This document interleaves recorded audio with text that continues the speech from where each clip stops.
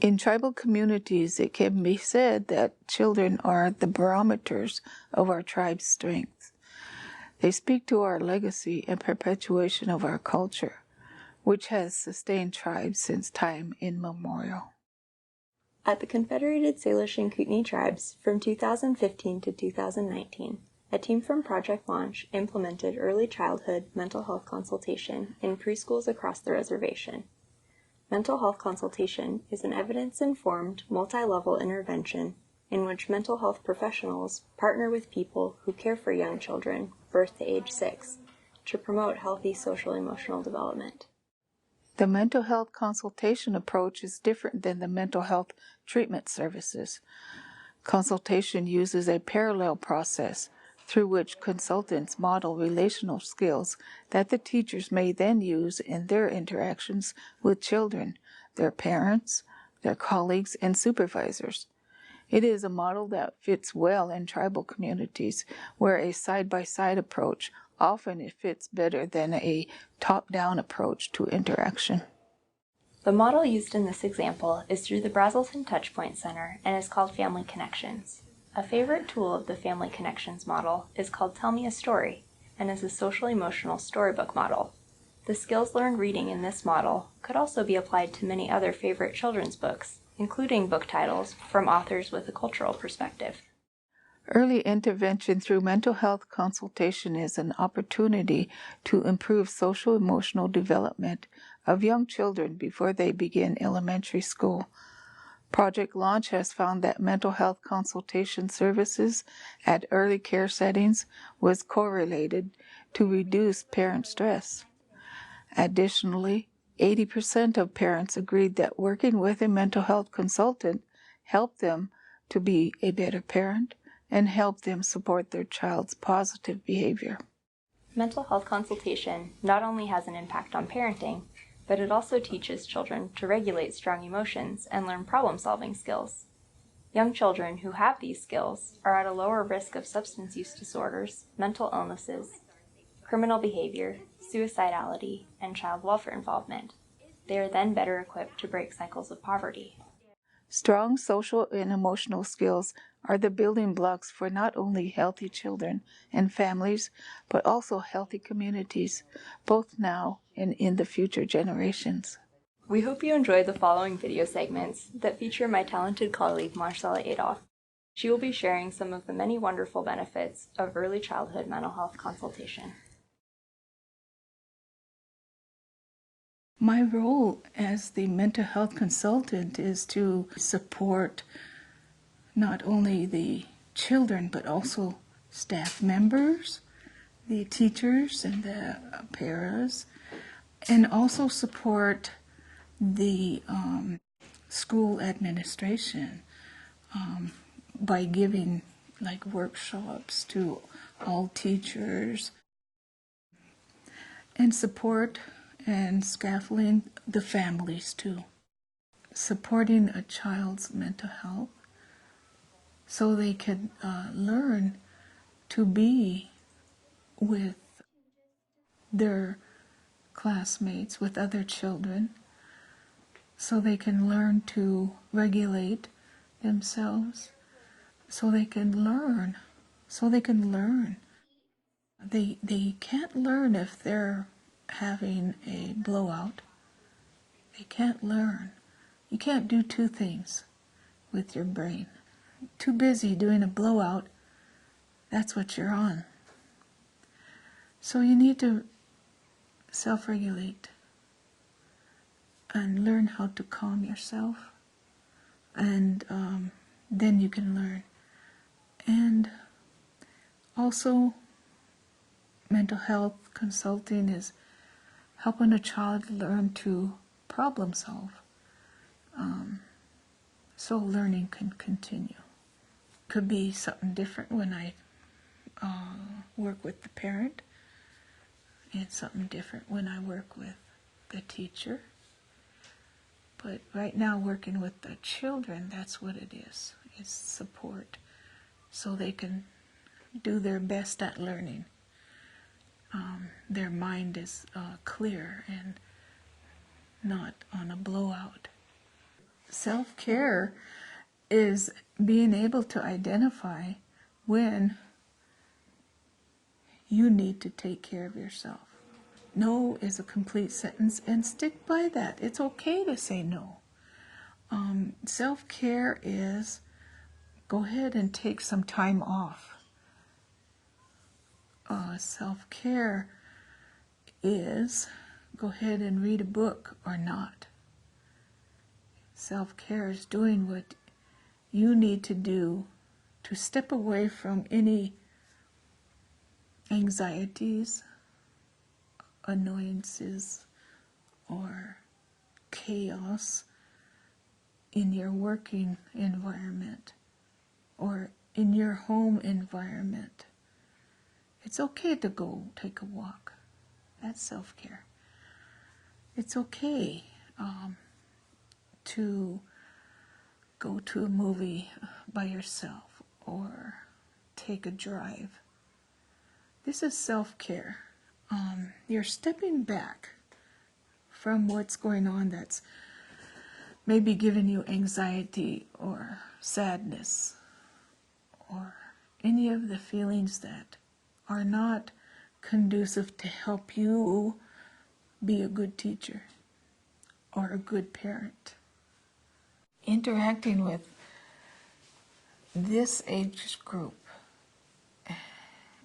at this time in my life has really added, I guess, some youth to me because you're helping them learn the first stages of learning, and that's an important time. So I take it very seriously. Yeah. I go into a classroom as a visitor, and I stay a visitor at all times. I don't give people ideas, or I don't try to be an expert. They are the expert of the children, the caregivers, who are the teachers and the parents and grandparents. They're the experts of those little children. And I just go in there, I observe, I wonder about how would it be if we tried something like this. I wonder if that would be a plan. And I actually wait for them to express their own ideas of how to problem solve. I want their ideas, and I want to support that. So that's what I do, and I guess it's relationship building. I hope they learn to trust me, that I don't come in with handing out things that they should read and this is the way to do it. No, I'm not the expert. This is your show, your class. I'm just here to scaffold and support you. And with relationship building, I believe they begin to see that I'm not going to tell them what to do. And I will respect what they are already doing. They put a lot of effort in what they do. Yeah. And so I don't want to mess that up, by ideas. I'm not a teacher, I don't have that background. So they are the ones that know how they want their class to be. Yeah. So I just support them. Yeah. Scaffolding in mental health consulting is a term used when we want to be alongside of a teacher, be alongside of a child or a parent. Scaffolding came from, you see in construction areas where they have the steps that they go on and they work alongside a building, and they're not actually touching the building, but they're there to support what is going on inside the work. And that's what we're doing, is scaffolding a teacher or a parent or a child. We're alongside them and supporting a support to the families.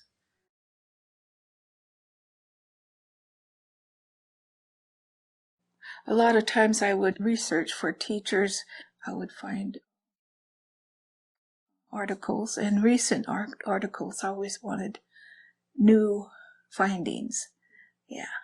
And a lot of my findings were from Harvard, which I really enjoyed going to that site.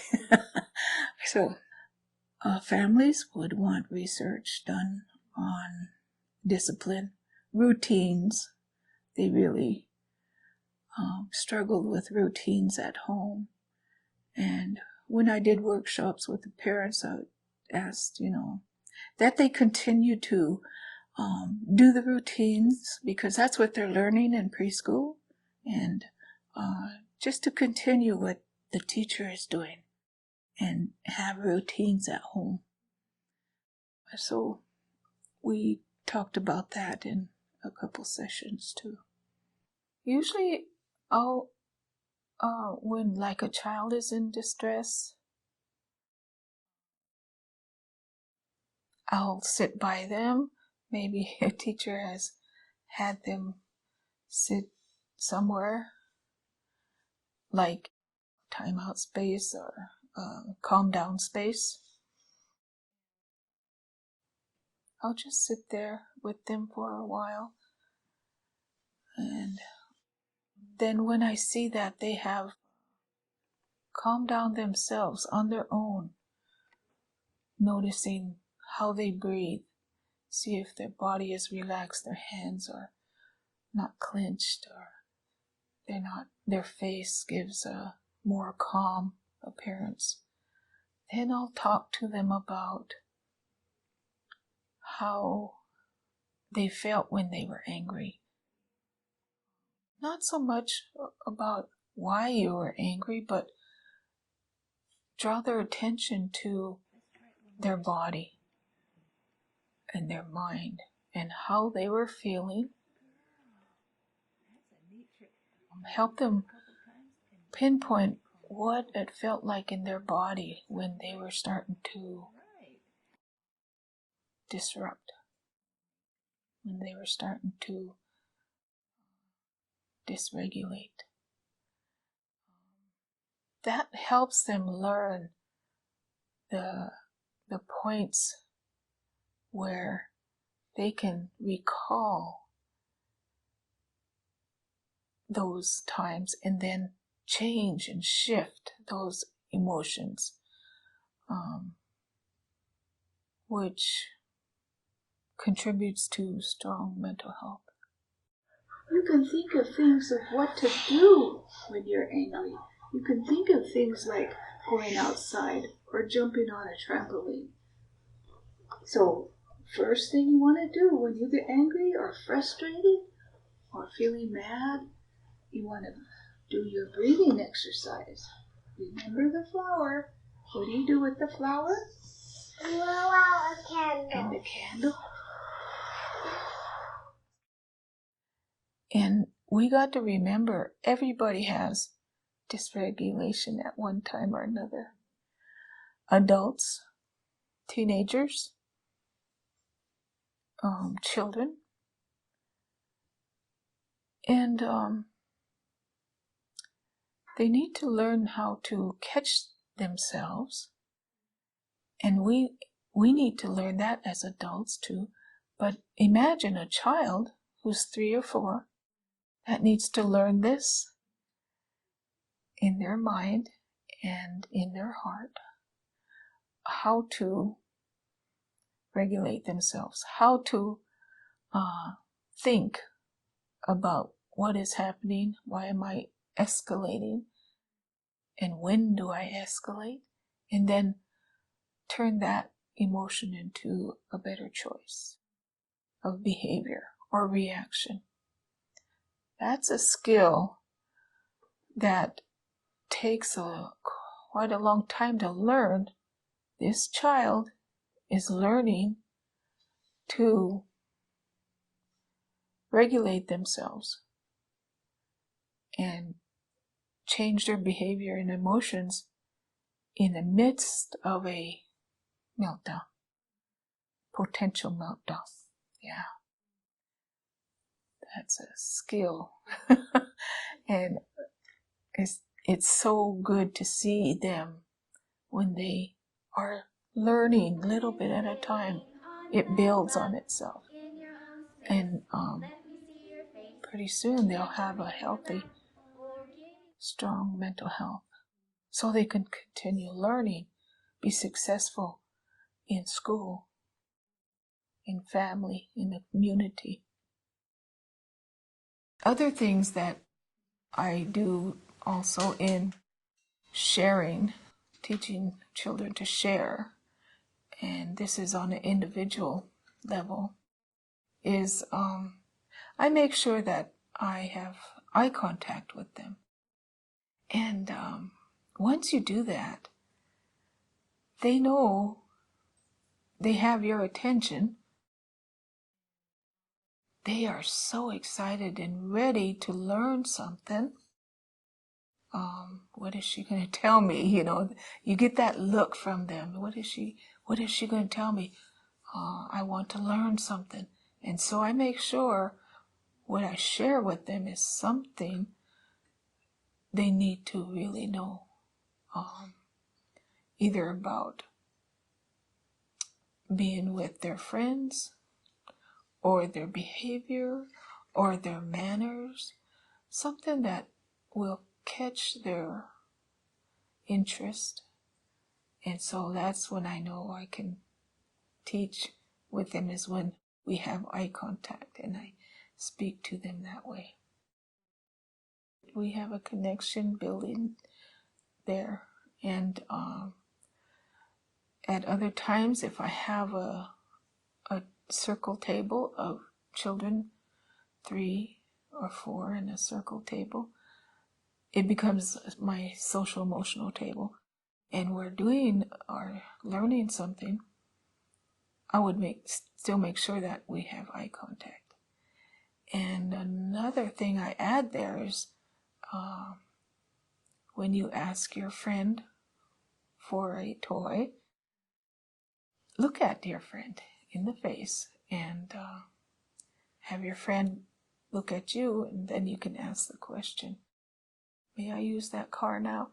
And so that teaches them also to communicate with their friends, where they will hear them and then can respond.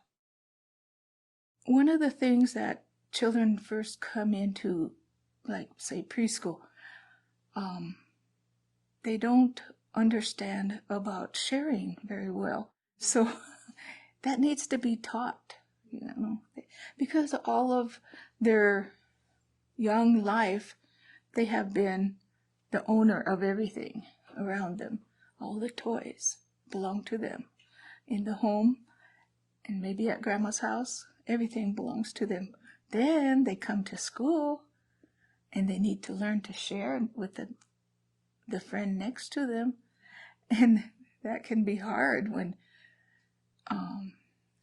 one of them is using scissors or modeling clay, and the other one grabs, or grabs some of the tools you can use with the modeling clay or Play-Doh. And so I would model asking for a tool. And then the children will look at you and see what you're doing, and they will do the same thing. It's amazing how much they like to copy you, I guess. And they understand that when I'm there with them, this is what we do. We don't grab, we don't take things out of each other's hands, but we ask. Yeah. And then I would say, thank you for asking your friend. And they would just smile. Be happy of their accomplishment of what they're doing. That is nice. So yeah, just role modeling for them. Not only is it a template for tell me a story, and it was designed for these books, you can use it for other books, and parents can use it with other books. And children ask to be read a single book, over and over and over. And what makes it kind of repetitive for parents maybe is that it is over and over. Well, if they include discussion about the book each time, that would bring the book more alive and relevant to the child, because you want them to, I guess, have a perspective of the character that's in the book and learn about social emotional feelings. But yeah, the template can be used on almost any book, I would say, because books are written with a story and a main character, and what that character does or what that character is going through. And that would help the children with empathy sometimes. So just like the books I showed you, feelings, it talks about how we all have feelings, and we can discuss these feelings. Maybe they don't want to discuss angry, but maybe they want to discuss jealousy. So you go with what the children are interested in, and then they will have an interest right back. Each week I would bring a book. It was a new book from the model. There was at least 7 books. And read it to them in a tell me a story format or style.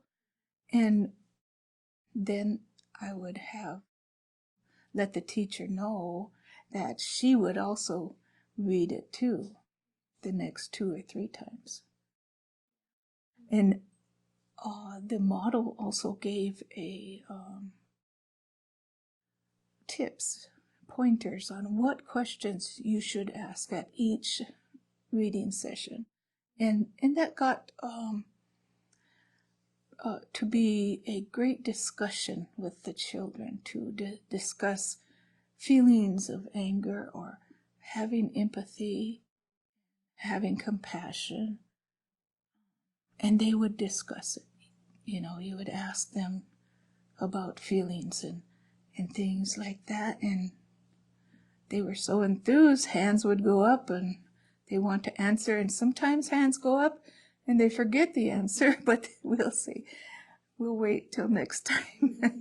But yeah, it really got the children involved in discussing what was going on in that book with that character, the star character, and what she was feeling or he was feeling.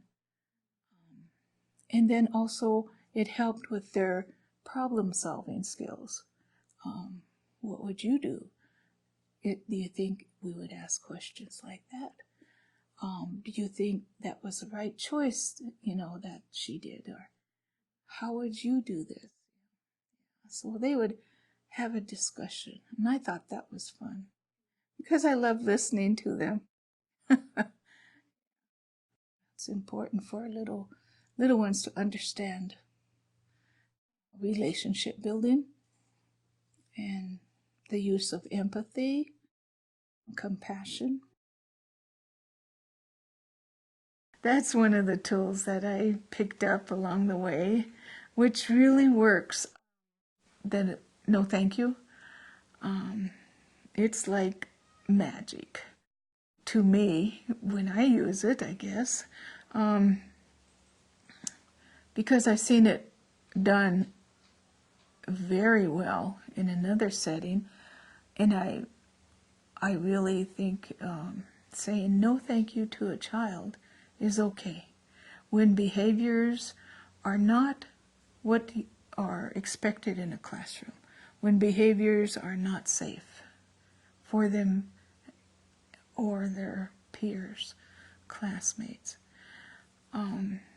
It's okay to say no thank you. And the way I seen it was like maybe lining up and somebody ran, not walking feet, and you would just say, no thank you, we use walking feet, and they would start walking. I had, just off the side there, I had a child that start understanding classroom rules. And we were going outside, I believe, and go get your sweaters and get in line. And he went and got his sweater. And he started running, and he stopped himself right here where I was. And he goes, oh, walking feet. So he went back, and he started on his own, walking feet. He went back on his own and walked to the line. But that's them learning. But anyway, no thank you is when maybe we're in circle time, and we're reading a book, or we're maybe teachers learning or teaching shapes or numbers, and maybe two little boys are touching each other in their bubble, in each other's bubble, and all she would do is say no thank you like this, and they stop, and it's okay. I think because we use no thank you in a conversational way anyway, because when you're at the dinner table, do you want more potatoes? No thank you. So everybody understands that as part of our communication. And so I think it really works well with the children learning appropriate behaviors with each other, personal space. So yeah, safety, no running, walking feet. So yeah, that's better than stop that, and start yelling at them about what they're doing. Just ask them, no thank you, and they quit. It's magic.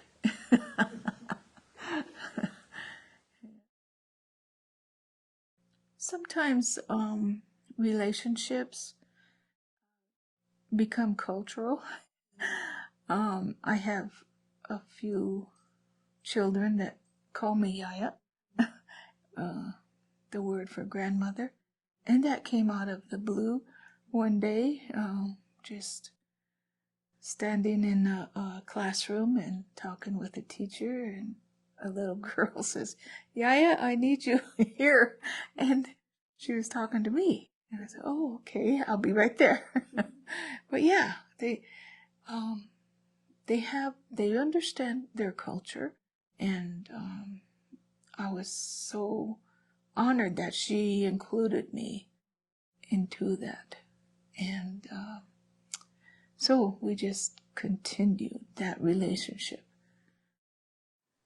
I just bring my own personality and character, and I think some of the values and learning that I have experienced, I think that's a plus because I have a lot of experience with children and families, teachers, communities. I think I've been told a lot about my calmness. Sometimes I think I'm too calm. I always want to bring respect to everyone that I encounter, especially children. I have I guess it's a mantra. It isn't mine, but it speaks to how I have respect for the the young children for who they are now and what they become in the future, and honor for what they become in the future. We were looking at the imaginary play area, and there is a lot of different outfits, Cinderella outfit or a policeman. And I talked to a teacher about, I wonder if somebody could make like a vest, a Native American vest, and maybe a small shawl, and hang it in there too. And then they did. They brought it in there, and they were really nice. And it was so cute watching the little girls dance in the little area, the circle area, and the little boys just wearing a vest. It was cute. Want to listen to them. They have a lot to say and share. And that's all they want to do is share their feelings, their thoughts. I love hearing their stories.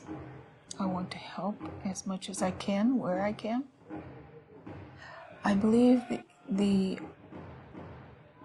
thing that most is a benefit is a relationship building is probably done more quickly. Children may be shy to talk to strangers. In the beginning of the school year, we're all strangers. We need to learn who we are, who we are. The teachers have a name that they need to learn. Their friends have a name they need to learn. And when they see an adult in the room that is probably someone looks like their grandmother or their auntie, I think our Native American children will be drawn to them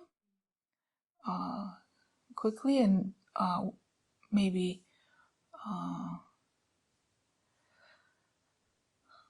have a start on having a relationship in mental health consulting. I don't know if it's a feeling they get of comfort or just being able to see someone that looks like them and maybe even talks like them. And nothing's better than having 18 hugs all at once.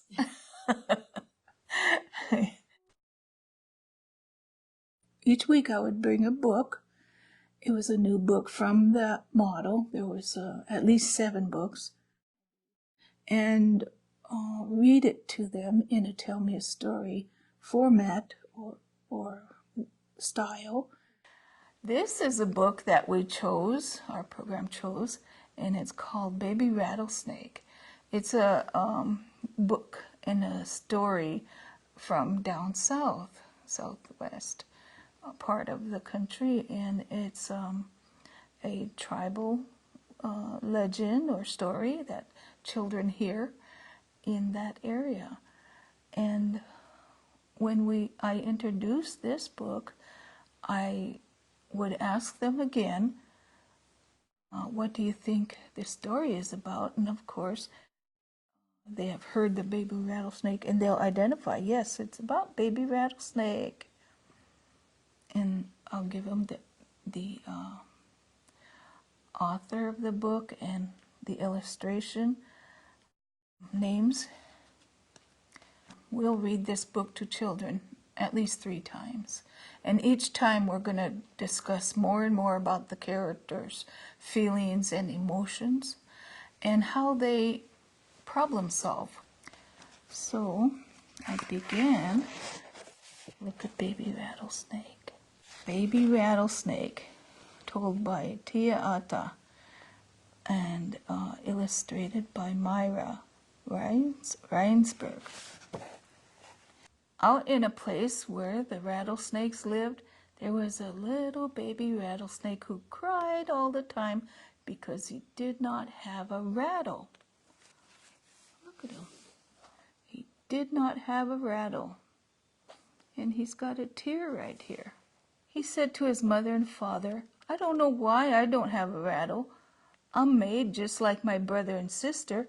How can I be a rattlesnake if I don't have a rattle?" Mother and Father Rattlesnake said, "You are too young to have a rattle. When you get to be as old as your brother and sister, you will have a rattle too." And there they are explaining that to her. But baby Rattlesnake did not want to wait, so he just cried and cried.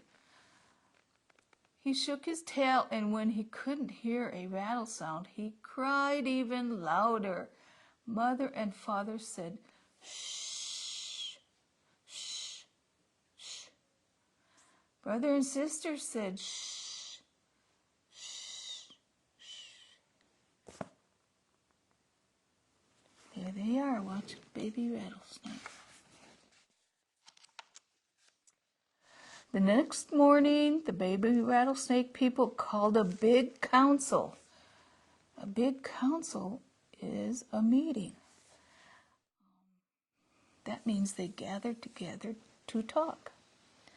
They talked and they talked just like people do, but they couldn't decide how to make that little baby rattlesnake happy. He didn't want anything else but a rattle. At last, one of the elders said, "Go ahead and give him a rattle. He's just too young and he'll get in trouble anyway. But let him learn a lesson. I just want to get some sleep." So they gave baby Rattlesnake a rattle.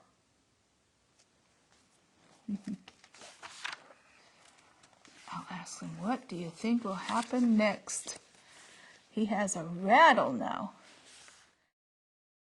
Baby Rattlesnake loved his rattle. He shook his tail, and for the first time he heard ch-ch-ch-ch-ch, ch-ch-ch-ch. He was so excited. He sang a rattle song.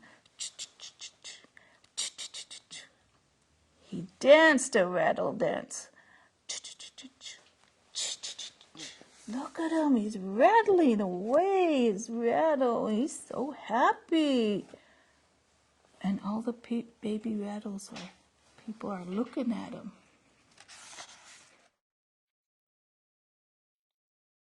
Soon baby Rattlesnake learned to play tricks with his rattle. He hid in the rocks, and when small animals came by, he darted out, rattling. He made old Jackrabbit jump. He made Old Man Turtle jump. He made Prairie Dog jump. Each time baby Rattlesnake laughed and laughed. He thought it was fun to scare the animal people. Mother and Father warned baby Rattlesnake, "You must not use your rattle in such a way." Big Brother and Big Sister said, "You are not being careful with your rattle." The Rattlesnake people told baby Rattlesnake to stop acting so foolish with his rattle. Baby Rattlesnake did not listen. There's Mom and Dad Rattlesnake talking to him. I think they want him to be responsible. One day, baby Rattlesnake said to his mother and father, "How will I know a chief's daughter when I see her?" "Well, she's usually very beautiful and walks with her head held high," said Father. "And she's very neat in her dress," added Mother. "Why do you want to know?" asked Father. "Because I want to scare her," said Baby Rattlesnake. And he started off down the path before his mother and father could warn him never to do a thing like that. So here's the princess. Here's what she's wearing. She's beautiful and she dresses nice. Look at Baby Rattlesnake. What do you think he's going to do? The little fellow reached the place where the Indians traveled. He curled himself up on a log and he started rattling. He was having a wonderful time. All of a sudden, he saw a beautiful maiden coming toward him from a long way off. She walked with her head held high, and she was very neat in her dress. "Ah," thought Baby Rattlesnake, "she must be the chief's daughter." And there she is, way back there. What do you think he's going to do?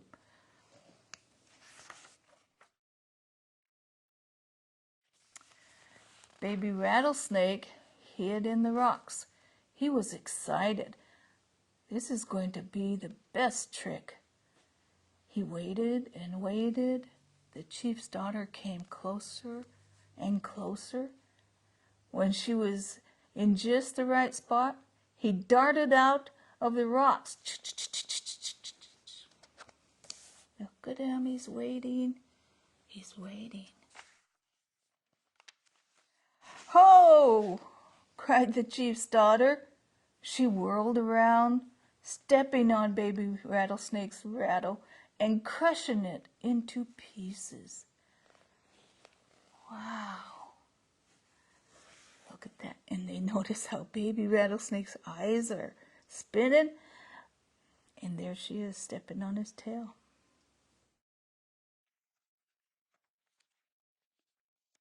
Baby Rattlesnake looked at his beautiful rattle, shattered all over the trail. He didn't know what to do. He took off for home as fast as he could. With great sobs, he told Mother and Father what had happened. They wiped his tears and gave him a big rattlesnake hugs. For the rest of that day, Baby Rattlesnake stayed safe and snug close by his rattlesnake family. There he is. And I'd ask him, "How do you think he feels now?" "Better," they'd say. "He feels better, safe." And they'd say, "The end."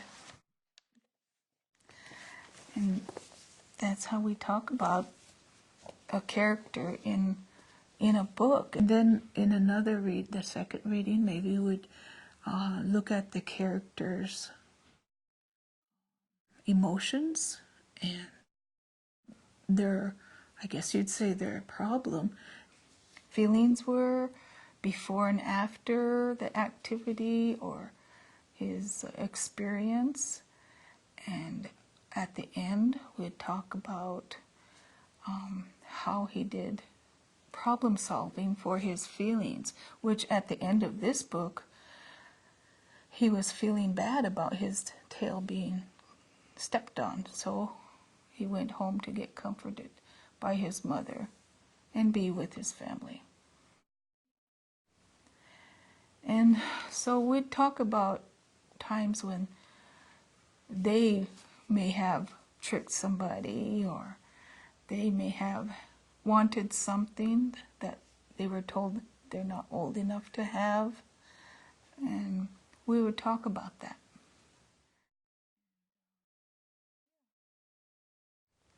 It's just learning that we all have the feelings, same feelings, building their recognition and knowledge about feelings and naming feelings. so they can communicate their own